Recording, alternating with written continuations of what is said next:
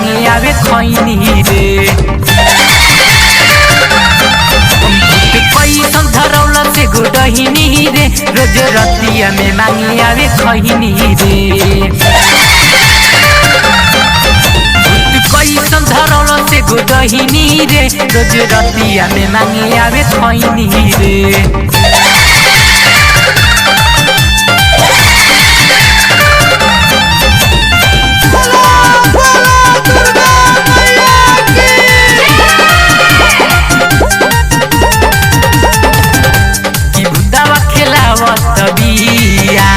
सबके जगावत बिया कि 2 बजे रतिया में सबके ई तो हम बोलावत बिया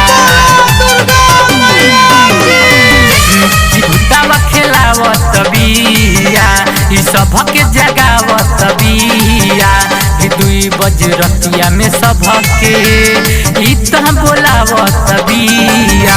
एक भेष देखी हम डरी गहिनी रे रोज रतिया में मांगे आवे खैनी रे। कैसन धरौला से गुडहिनी रे रोज रतिया में मांगे आवे खैनी रे।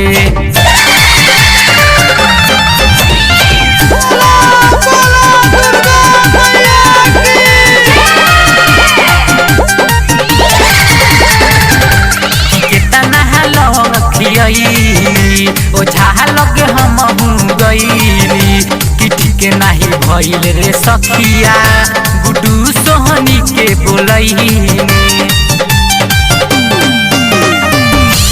कितना लमन खियनी ओझा लगे हम गईली कि ठीक नाही भइल रे सखिया अमरजीत राजा के बोलैनी।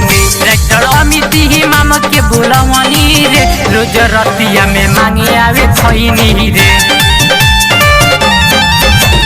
कैसन धरौला से गुडहिनी रे रोज रतिया में मांगे आवे खैनी रे। कैसन धरौला से गुडहिनी रे रोज रतिया में मांगे आवे खैनी रे।